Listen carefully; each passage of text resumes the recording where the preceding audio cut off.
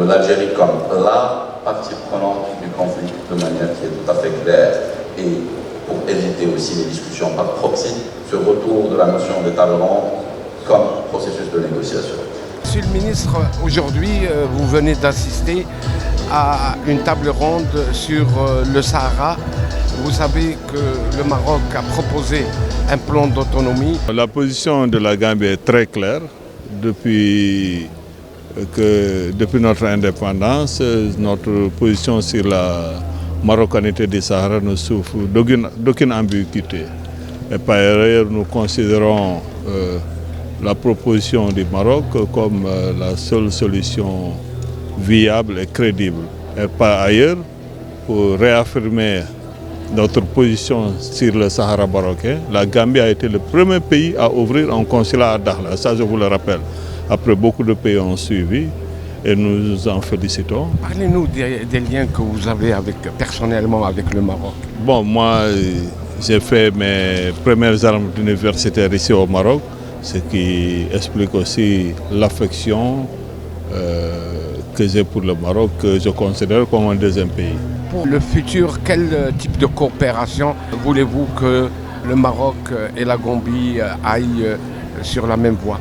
La Gambie et le Maroc entretiennent d'excellentes relations et il y a une belle coopération entre les deux pays, mais nous souhaitons renforcer davantage cette coopération. Vous avez fait une présentation très importante. Si on devrait retenir un message de cette table ronde sur la dynamique que connaît la diplomatie marocaine au sujet de l'intégrité territoriale. Écoutez, je commencerai par mon message de la fin, l'expulsion du Polisario de l'Union africaine. Message clair, message aujourd'hui qui connaît un soutien africain, majeur et clair également. Maintenant, sur les attributs, il suffit de parler de la 2654, la dernière résolution. Un soutien puissant de la communauté internationale, notamment des membres du Conseil de sécurité, à la quasi-unanimité, au plan marocain, qui, je le rappelle, se déroule et ne peut se dérouler que sous la souveraineté du Royaume du Maroc, dans le respect le plus total de l'intégrité territoriale du Royaume du Maroc. Elle n'était pas là la quintessence du message de soutien de notre souverain, Sa Majesté le roi Mohamed VI, que Dieu l'assiste, à la mission de M. de Mistura, envoyé personnel de son Excellence M. Guterres. C'était dans le texte le message. Et c'est la communauté internationale qui répond avec soutien à l'appel de notre souverain. Ça dit beaucoup de choses. Deuxième volet aussi, toujours en fait, de cette 2654, dont on se félicite et qui consolide les acquis, c'est le sérieux, oui.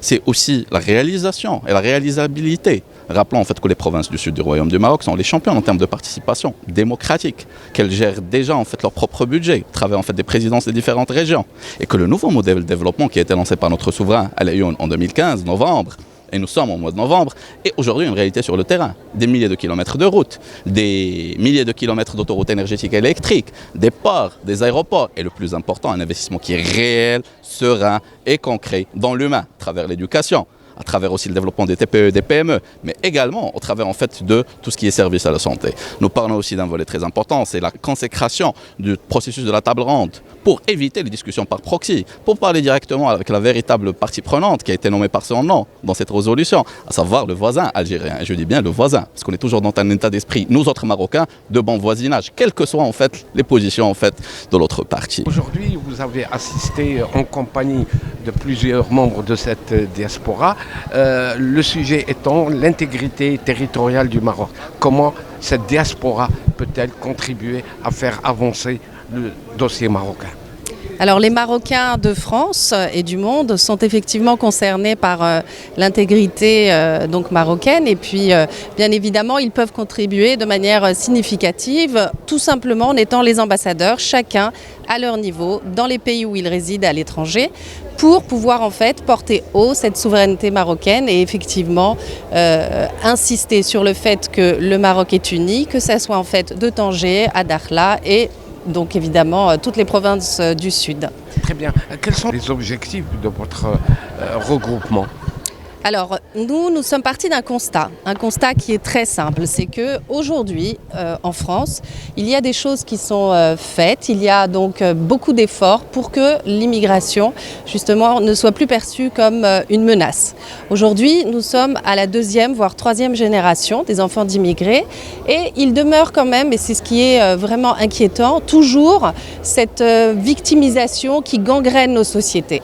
Aujourd'hui, avec le Haut Commissariat des diasporas africaines de France, nous souhaitons dire que la France est plurielle, non seulement pas que dans la communication, mais faire que ça soit réalité d'une manière, en fait, on va dire, définitive et véritablement ancrée dans les lois de la République française. Alors comment faire? Eh bien, nous travaillons, en fait, donc avec des ateliers de travail, pour faire des propositions, pour avancer avec les députés à l'Assemblée nationale, avec les ministres, et nous faisons véritablement un travail de fond. Comme je dis souvent, en fait, on va arrêter de faire des événements, on va dire, festifs, où c'est très bien de se retrouver, de manger des couscous, de danser, etc. Aujourd'hui, en fait, portons le niveau un peu plus haut pour nos jeunes générations, pour les futures générations. Et puis, effectivement, la France est plurielle. Et le racisme ne doit plus exister. Quand vous avez aujourd'hui cette montée des extrêmes en Europe, c'est inquiétant. Mais les diasporas ont un rôle à jouer. Si elles se regroupent et qu'elles portent en fait le débat au niveau national, européen, les choses vont bouger, mais de manière significative. Le Maroc gagne diplomatiquement des points sur son Sahara, sur la défense de son intégrité territoriale. Comment la communauté juive apporte-t-elle le soutien à la cause marocaine? Bon, la communauté juive marocaine, quand je dis déjà, il y a les 800 000 Marocains d'Israël qui sont corps et âme avec le Maroc. Au Maroc, il y a une petite communauté aussi, elle joue son jeu comme elle peut. En tous les cas, moi en tant que président fondateur de l'association d'amitié Israël-Maroc en 1995, déjà je n'ai pas arrêté une seconde de mon contact avec le Maroc, qui est très important. Et au sujet du Sahara marocain, j'ai visité plusieurs fois Dakhla. Et bien sûr, je suis ébloui par le développement qui se fait. Dans votre allocution, vous avez estimé que le plan d'autonomie est la solution adéquate et idéale pour résoudre ce problème. Oui, le plan d'autonomie présenté par le Maroc, c'est le meilleur plan aujourd'hui sur la table. Parce qu'il garantit d'abord un accord gagnant-gagnant qui permette au Maroc de conserver sa souveraineté, au peuple sahraoui aussi de s'autodéterminer en administrant leurs affaires. Donc c'est extrêmement important de pouvoir appuyer la mise en œuvre de ce plan parce qu'il apporte des solutions aux préoccupations des populations. Parce qu'il faut toujours retourner dans l'appréciation des politiques publiques, quel est l'impact sur les populations. L'impact ici, vous avez une meilleure qualité de vie, vous avez la paix, vous avez la sécurité, vous avez le développement économique, vous avez le développement social. Que veut le peuple? Moi, j'aimerais bien savoir qu'est-ce que peut vouloir une population, sinon la paix, la sécurité, le développement économique, le développement social. Il n'y a pas d'autre alternative.